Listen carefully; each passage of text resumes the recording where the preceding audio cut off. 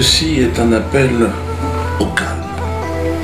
Le monde s'agite, détendons-nous. Tout le monde est un peu stressé en ce moment. Ne cédons pas à la haine et à la violence, comme nous le suggère le très belliqueux Arnaud Klarsfeld.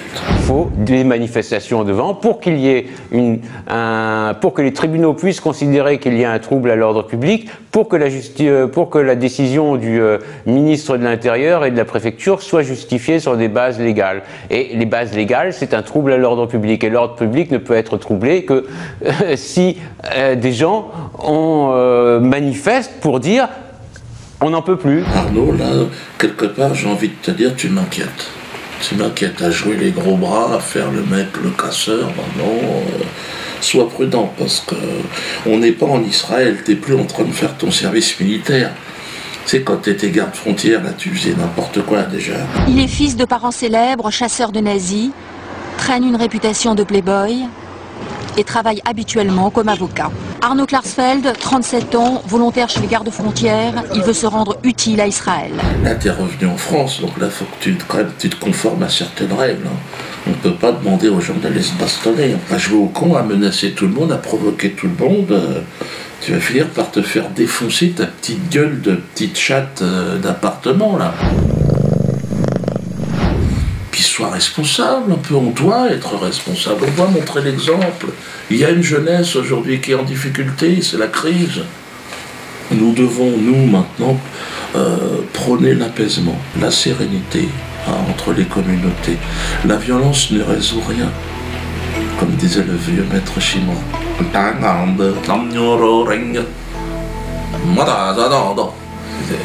un petit peu développé. Si tu veux débattre avec moi, Nono, moi je veux bien, je suis ouvert en plus au débat. Pourquoi on ne parlerait pas? Hein? Viens me voir, ou même j'irai te voir, on parle, on communique, on l'avait déjà fait une fois à Klarsfeld, tu te souviens? Là, on peut parler de chambre à gaz. Apparemment, tu as envie de parler de chambre à gaz. Parlons-en. Bon, je ne suis pas sûr d'être très précis là-dessus, hein. Il y a Robert autrement, Robert Forisson, si tu veux, lui je peux lui demander de te donner son contact. Mais bon là je sais pas si... Bon après tu vois, Robert, tu sais on a fait un clip, tiens regarde. Chaud ananas. Oh, chaud ananas. Ah il aime aussi la danse. Alors oui, tu parles de chambre à gaz parce que comme quoi j'aurais plus ou moins dit à Patrick Cohen que je souhaitais que, enfin je regrettais qu'il ne soit pas mort dans une chambre à gaz, mais c'est pas du tout ça que j'ai dit. Ah, il y a méprise les gars là. Patrick Cohen a fait une liste noire de personnes que l'on ne doit pas interviewer dans les médias. Quand je pense à ça, c'est dommage qu'ils aient arrêté les chambres à gaz. Ils ont monté ça, ils ont juste sorti un petit bout, mais t'as pas... Mais non, c'est pas ça. Patrick Cohen a dit que j'avais un cerveau malade. Écoute-le. Est-ce que vous continuerez d'inviter Tariq Ramadan, Dieudonné, Alain Soral, Marc-Édouard Nab? On a une responsabilité quand on anime une émission de débat public, on a une responsabilité, par exemple, de ne pas propager les thèses complotistes, de ne pas donner la parole à des cerveaux malades, parce que dans les gens que j'ai cités, je pense qu'il y a des cerveaux malades. Tu comprends? Donc moi sur scène, je m'interroge, je dis, ben ouais, mais dis donc, comment ça j'ai un cerveau malade? Et le procureur, il poursuit pas là? Alors à moins que Patrick Cohen soit neurologue en fin d'après-midi, mais là on n'est pas au courant de ça, nous. J'ai un cerveau malade, je t'emmerde, attends. Alors j'ai dit, c'est là, j'ai dit, bon voyons, les chambres à gaz, dommage. Ah mais c'est normal, puisqu'il dit que j'ai un cerveau malade, réfléchis. Alors toi tu prends cette phrase sortie d'un contexte humoristique où les gens se pissent dessus, ils se marrent. Dis donc continue. Et puis toi tu dis, ah non regarde les chambres. Mais non, ça fait un bout de temps qu'ils en veulent à mon cerveau, tu sais. Grosso modo, je suis un singe, c'est ça qu'ils prétendent. J'ai quand même le droit de m'exprimer. De toute façon, s'il y avait un procès sur ce truc-là de Patrick Cohen, je serais partie civile, moi. Mais oui, dis donc, parce que c'est sur les bases d'une émission qui a volé des images de mon spectacle. Donc, quoi qu'il arrive, je suis là. Allez-y. Je suis partie civile dans cette affaire. Et je vais gagner. Hein. Mais oui, c'est n'importe quoi. Alors, faut arrêter des conneries. Ça va. Klarsfeld, détends-toi le sphincter. Hein. Ton père chassait les nazis, toi, mais oui, mais là, moi je suis pas un nazi, Klarsfeld, regarde ma gueule. Je suis né en 66. Donc j'étais pas né, moi, toi. Donc, et je t'ai dit, les chambres à gaz, j'y connais rien. Si tu veux vraiment, je peux t'organiser un rencard avec Robert. Tu veux que je te remette la corridor? Non, bon, on ne remet pas. À cause de gens comme toi, Klarsfeld, à cause de gens comme Jacques Lubowitz, des jeunes juifs se sont rendus coupables d'agressions en bande organisée. C'était à Lyon. Samedi dernier, vers 23h, des jeunes issus de la communauté juive font irruption dans l'établissement pour en découdre avec 4 serveurs. Motif de leur colère, cette photo postée sur Internet. Les employés y font une quenelle, un geste équivoque lancé par Dieudonné et que certains assimilent à un salut nazi. Une demi-heure plus tard, les mêmes jeunes se rendent dans un restaurant du 7e arrondissement. Là aussi, ils souhaitent s'en prendre à un employé qui a posté le même type de photos sur les réseaux sociaux. Une bagarre éclate avec les agents de sécurité qui finissent par repousser les agresseurs. Le lendemain, nouveau raid similaire, cette fois à Villeurbanne. Un homme est frappé et enfermé dans le coffre d'une voiture. Ils ont été arrêtés, bon évidemment, comme des jeunes cons. Qu'est-ce que tu veux que je te dise? Les mecs, ils ont fait ça en mocassin, ils n'étaient pas profilés. Bon là, ils sont sous contrôle judiciaire. Donc là, ils vont certainement faire de la prison. Normalement, ils devraient être en prison. Petit coup de téléphone, mais bon, ça ne pourra pas tenir une éternité. Donc là, je dis aussi que la victime de cette agression donc, est déjà nommée quenelle d'or cette année. Ce sera le 21 juin. J'espère qu'elle va bien, elle et sa famille, qu'elle n'hésite pas à prendre contact avec nous. Les autorités juives de Lyon ont été raisonnables. Contrairement à vous, ils ont appelé à l'accalmie. Regardez, écoutez-les. Ce sont des actes isolés. Bien évidemment que je condamne avec la plus grande fermeté parce que cela ferait une très mauvaise image à la communauté juive. Il est hors de question que qui que ce soit puisse, au nom de la communauté juive, pratiquer ce genre de bagarre ou d'expédition punitive. C'est totalement contraire au principe même de la communauté juive. Calmez-vous, les jeunes juifs de France, détendez-vous. Il paraît qu'ils veulent manifester devant le théâtre de la Main d'Or le 16 janvier prochain. Moi, je suis pour la manifestation, mais attention, les gars. De toute façon, moi, je demande aux autorités de nous protéger. Mais le problème, c'est que il y a des gens en face qui ne sont pas contents non plus. Je ne vous ferai pas le poids, parce que les gens sont motivés, attention. Moi, je suis contre la violence. Je trouve que... Et je ne suis pas antisémite, si c'est ça qui vous fait peur. Non. Ah, vous pensez que... Non, non. Il y a un malentendu. Voilà, il y a un malentendu. Non, je ne suis pas antisémite. Je fais ce que je veux, quand même. Je vous le dis. Je n'ai pas le temps. Et puis, non, je n'ai pas cette idée-là. Je ne dis pas que je ne le serai jamais. Hein. Je me laisse cette possibilité. Mais pour l'instant, non. Je ne vois pas. Je n'ai pas de raison. Je n'ai pas à choisir entre les juifs et les nazis. Je suis neutre dans cette affaire. J'étais pas né en 1900, machin. Moi, je suis né en 66, donc qu'est-ce qui s'est passé, moi? Qui a provoqué qui a volé qui? J'ai ma petite idée, mais enfin... Alors, calmons-nous, calmez-vous. Hein. En ce moment, tout le monde s'énerve. Évidemment, Manuel Valls met de l'huile sur le feu.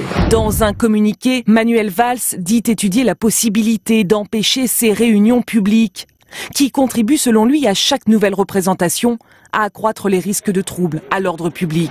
Là, il s'agit de haine, d'antisémitisme. Et ce geste lui-même est un geste de haine, est un geste antisémite, et tous ceux qui le font doivent savoir aujourd'hui, ils ne peuvent pas dire qu'ils ne le savent pas. Moi, je sais faire la distinction entre le génie de l'humour qu'un des proches pouvait avoir et les petits entrepreneurs de la haine. Disons, je suis le seul qui arrive de lui faire rire. Je suis le seul qui arrive de lui faire rire. Oui, quelques blancs. Non, quelques blancs, quelques white, quelques blancs de côte. Il a un projet pour moi, un projet, on va appeler ça de peine de mort sociale. Là, il s'est fixé un objectif, c'est m'interdire de travailler. D'un côté, les associations de la pleurniche me font condamner à des lourdes sanctions, et de l'autre côté, on m'empêche de travailler. Merde, qu'est-ce que je dois faire? Je dois rester chez moi, écouter mes petits « papa, viens manger !» Ben, j'en ai 9 des gosses, moi. Ben oui, on fait comment? Oui, 9, parce que... ouais. Manu, arrête. Pars en vacances, t'as plus le niveau, là. Tu fais n'importe quoi. La seule façon d'interdire mes spectacles, il n'y en a qu'une dans un état de droit, c'est de faire une loi.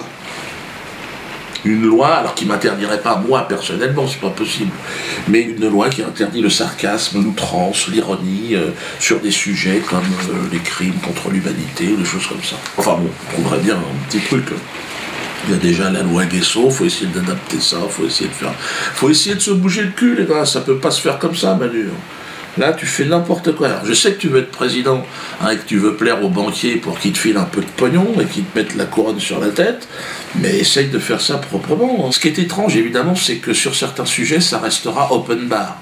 Et ça l'est. D'ailleurs, regardez sur la traite des Noirs, comment ça se passe. Alors, il y a le film, évidemment, Casse Départ, là.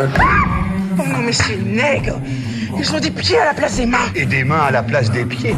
Comme tous les singes, madame. Dans quel monde vivons-nous? Pire encore, François Hollande, premier président en exercice, elle a ramené sur la traite des Noirs. Putain. On lui avait rien demandé au mec. Puis il a levé la main, bon, j'ai une idée par rapport aux négros, tout ça, il n'y aura pas de réparation. Merde. L'histoire n'est pas monnayable. C'est en substance ce qu'a déclaré François Hollande à l'occasion de la journée de l'abolition de l'esclavage. Une réponse ferme adressée au Conseil représentatif des associations noires qui demande des compensations financières et qui vient d'attaquer en justice la Caisse des dépôts pour avoir profité de la traite négrière. Il faut surtout pas enlever le rire parce que c'est la soupape dans une société qui est en crise. Laissez les gens rire. Vous vous rendez compte qu'en Martinique, aujourd'hui, au moment où on parle, vous savez que les béquets, parce que là, c'est directement lié, les béquets en Martinique, ils représentent 1% de la population, ils ont 90% des terres agricoles encore aujourd'hui. Les mecs, ils ont fait toute leur fortune sur le commerce des Noirs, ils s'en sont encore plein les poches, et ils ont passé la Révolution française, tout, la monarchie, les républiques, toutes les républiques. Bonjour, monsieur le président, de droite, de gauche. Et c'est moi le raciste. En plus, ils se mélangent pas parce que c'est pour la pureté de la race. Eux, ils sont complètement dingues, les béquets. C'est dans ce contexte, d'ailleurs, on parle des béquets de la Martinique, que j'ai reçu avec la plus grande fierté, là je deviens un peu plus sérieux, le soutien de Nicolas Anelka, qui nous a gratifié d'une quenelle historique. Regardez. Nicolas Anelka a reproduit le geste si polémique. La Ligue contre le racisme et l'antisémitisme s'en est pris de son côté à la personne de Nicolas Anelka. Nicolas, tes ancêtres peuvent être fiers de toi, vraiment. Tu es le Mohamed Ali français. C'est celui qui dit non, c'est le nègre qui s'oppose, qui se lève, qui se redresse. Canel. Mais pourquoi Canel, un ami, tu aurais même pu dire le frère Dieudonné. Nous sommes finalement le maillon d'une chaîne qui se referme sur une autre. L'esclave, il n'est pas loin. Et puis cette libération par la quenelle, elle concerne tout le monde. C'est pas seulement une histoire des négros. Il y a aussi, regardez, en Belgique, Laurent Louis. Je vous remercie. Il me reste juste une chose à faire. Et je crois que le Parlement le mérite bien, c'est ceci. Parce que on est tous esclaves de ce système. Il faut qu'on se libère. Et là, je pense que 2014 va devenir l'année de la quenelle. Libérons-nous des béquets et des banquiers, ce sont les mêmes. Interdire mon spectacle, mais qu'est-ce qui va se passer, François? Qu'est-ce qui va se passer? Vous croyez quoi? Que les gens vont dire, oh non, mais il n'y aura plus aucun spectacle qui va pouvoir se jouer. Le trouble à l'ordre public, si vous l'entretenez, ben, il y en aura partout. Et puis c'est facile d'arrêter un spectacle, hein, des boules puantes. Bon, les coups de téléphone, là, ils disent qu'ils vont envoyer des menaces d'alerte à la bombe dans mes spectacles. Mais dans tous les cinémas, il y aura des alertes à la bombe. Partout, dans tous les lieux publics, vous croyez que c'est... Calmons les choses. Hein? Zen attitude. Hein? François, tu la sens évidemment, qui se glisse dans ton cul, hein, la quenelle. Parce que je ne pense pas que tu iras à la fin 2014. À mon avis, tu vas être obligé de... Mais il ne faudrait pas que Valls prenne ta place, parce que... il est mauvais. Il est mauvais. Alors moi, ce que je te conseille, François, en attendant que ton départ très très proche,